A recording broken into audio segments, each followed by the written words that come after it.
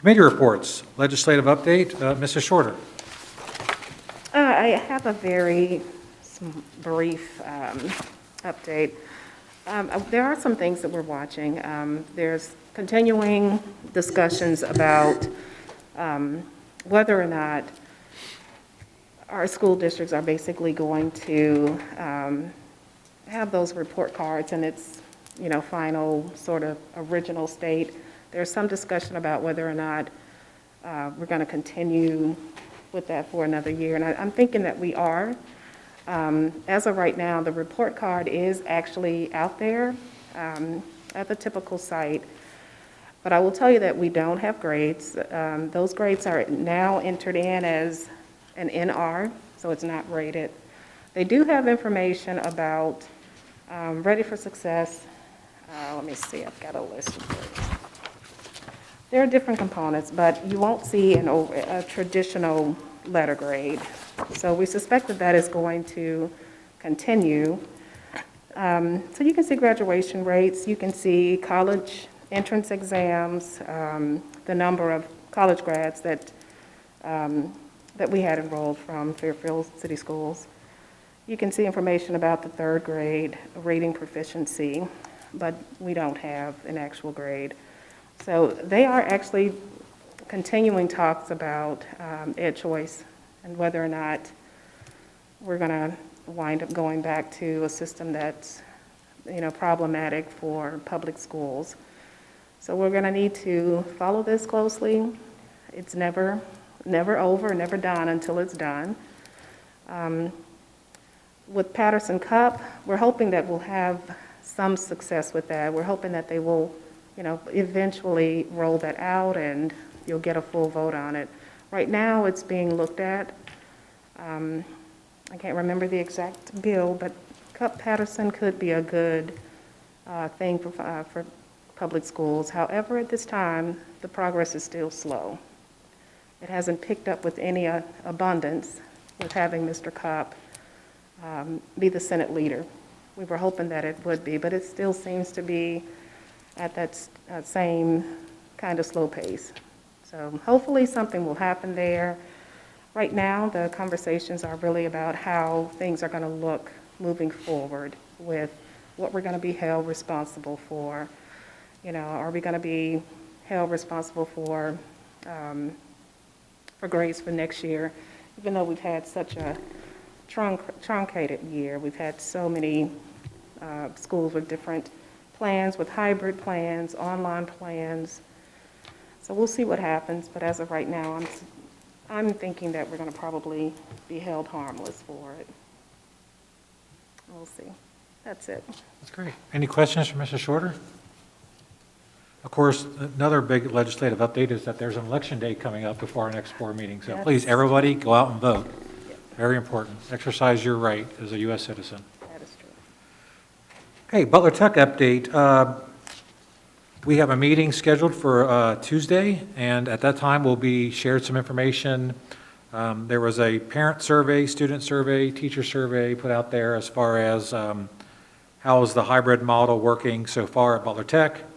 And it's a little bit kind of complicated because Butler Tech serves 11 school districts, and not everybody's doing different things. Some people are all virtual, some are hybrid, some are 5 days, and so we're trying to pulling kids from 11 different school districts, trying to figure out what plan works best for everyone at Butler Tech. So that information will be shared with the board on Tuesday, and I will be happy to share that with everyone once we meet again in November. And I think that's when the board will then discuss how 5-day return to 5-day instruction will look like and when that will happen at Butler Tech. Okay. There are plans to have an all boards meeting this year? So it will be virtual, and so we're hoping to also get that information on Tuesday as to how you can do the student showcases virtually. So again, that will be I know the students have been working hard on that. I'm glad you reminded me of that because I've forgotten. But yeah, we'll get that information out to everybody, and you can go online to the website and click on different students, and it'll be, again, categorized by school district, their home school district, and different, types of different courses. And with it being virtual, I'm assuming that you can see more than, because last year it was sort of, you were kind of stuck seeing one thing while other things were going on, you didn't have a chance to go see it. So with it being virtual, I'm hoping that you can see all the ones that you want to. So, Mr. Birding, are the culinary students going to be sending out food to all the board members at home? Or that's one of the highlights, I believe, of that. You know, what's interesting is that they have a food truck, so why wouldn't they send it out to There each you go. school board meeting, right? Like they can go, there's 11 school districts, 12 months in a year. They could do one a month for everybody. I'm gonna put that down and make that recommendation, and I'm gonna take credit for it, so. Glad you asked that, Nancy. I was thinking it, but I wasn't going to I can ask it, help. so thank you. It's always a great thing to sample their food, because last year was like different stations you can go to and sample different types of food, so it was pretty cool. So, any other questions for Butler Tech update? Okay, I know Mr. Bagley is just chomping at the bit to give us his planning commission update tonight. I do. I don't often have a planning commission update.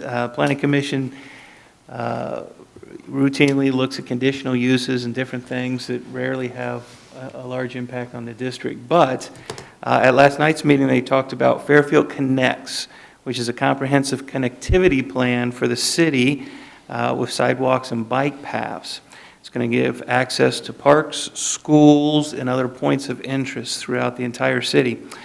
Part of that plan certainly was tailored for the schools we were considered. And I know right now we really don't have good sidewalks, safe access from our high school campus here to our sports facilities, as an example.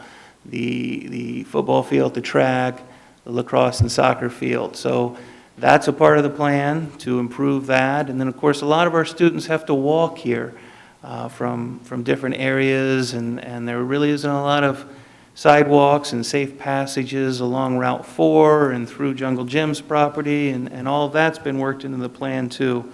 And so I'm very excited about this master plan. It'll certainly take a couple of years to see it to its fruition, but I think it's a very good thing, and it'll have a very positive impact on the schools.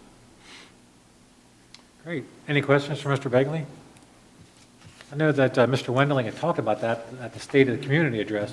That was going to be a big thing for this year, and I'm glad to see it start to get some momentum. And I think it's fantastic having the ability to walk from a school building to a sports venue or to other school buildings. And so I'm excited for that. That's awesome. Yeah, great.